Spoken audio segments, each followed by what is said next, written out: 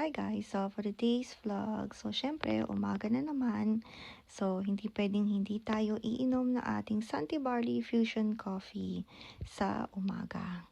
And then after nyan, mag-ready na tayo to work.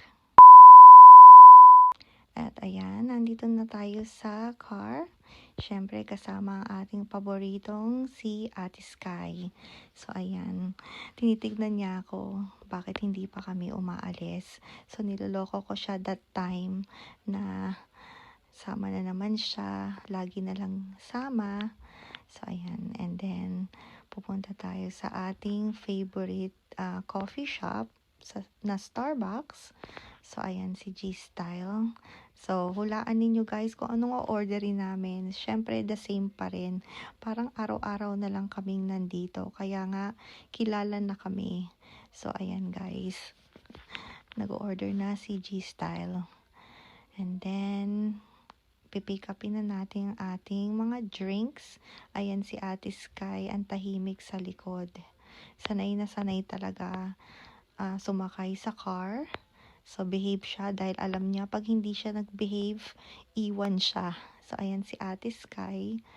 So sana nga lang talaga meron silang para sa dog yung Papuchino. Pero wala sila dito sa Japan nun guys eh. Nagtanong na ako pero sabi nila wala daw. Hindi katulad sa Amerika, meron silang ganon yung Papuchino. Pero ayan si G-Style, kumakain ng kanyang paboritong breakfast. At ako, syempre, yung pumpkin spice latte natin. Syempre, ang size ay tall lang. Ayan. So, tara na guys. At ako'y papasok na sa work. O, diba? Parang kami lang halos yung sasakyan. Mabibilang mo lang yung mga sasakyan na dumadaan. At ayan, sinundo ako ni Sky sa work. Sabi niya, tara na. At tapos na ang aking 8 to 9 hours na work. Kaya sinundo ako ni Sky. So ayan, tingnan niyo oh. Tingnan niyo yung buntot niya. Niyayaya na akong umuwi. So ayan, si G-Style at si Ate Sky. So tara guys, sa sasakyan para makauwi na rin at makapag-dinner. So ayan, tingnan niyo, empty na yung ating parking lot. So ayan, punta tayo dun sa car.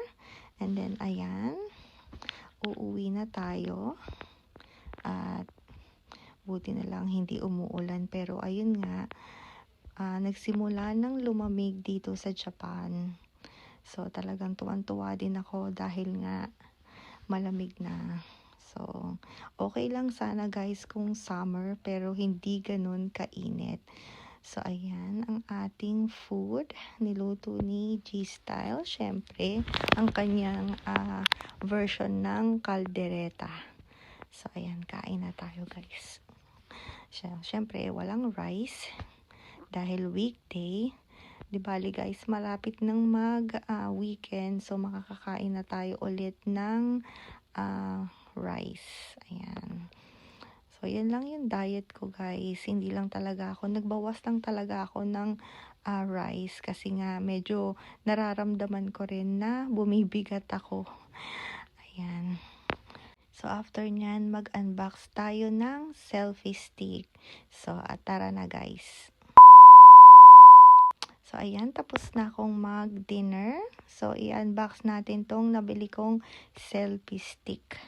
So, pakita ko sa inyo kung ano yung itsura.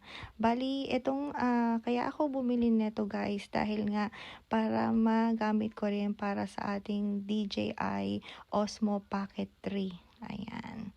So, ganyan yung itsura niya. Dahil wala akong selfie stick or stand nung ating Osmo Pocket 3. So, meron lang ako para sa ating cellphone. Pero ito, at least magagamit ko na. So, ayan, i-open lang natin. Medyo nahirapan lang din ako dahil nga mahaba ang ating nail. So, ayan yung kanyang mga screw ata ito. Ayan, ganyan yung itsura. Actually, may extra rin akong mga ganito. Dahil dun sa ating selfie or stand ng Hero 5 natin. So, ayan.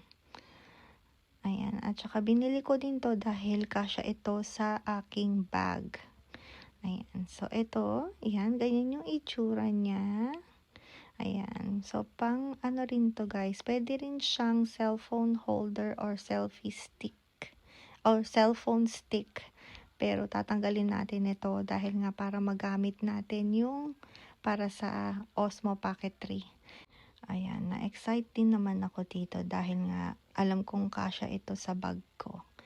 Ayan, so napaka-handy, napakagaan nito guys. So ayan, tatanggalin natin yan and then ikakabit natin. Ayan. So, ito yung part na hindi ko sure kung paano itatayo yung stand. So, iniisip ko nung time na to, paano ba to? Ihilahin ba yan all the way para mag-open yung pinaka-stand niya? So, ayan. Tinatry natin. Dahil that time, hindi ko alam na mayroon palang pinipindot sa ilalim. So, ayan. Ayoko rin kasi puwersahin at baka masira ako. At hindi natin magamit. So, ayan, tingnan nyo, tinatry ko. Hindi ko talaga ma-open. So, meron pala yan sa ilalim na pinipindot. So, parang nakalagay siya push something. So, ayan. Nakakatawa lang kasi nga, nung na-figure out ko, natawa na lang ako sa sarili ko. Na ganun pala yun. Kasi yung isang selfie stick ay bumubukas siya mag-isa.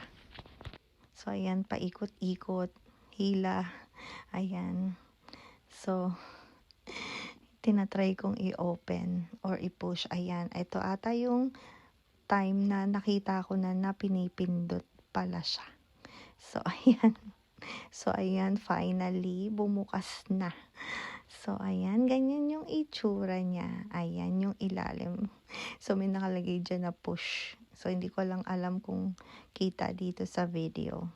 So, ayan, ganyan siya kataas. So, ayun nga, tuwan-tuwa ako guys kasi nga, ayan, meron na tayong stand or selfie stick.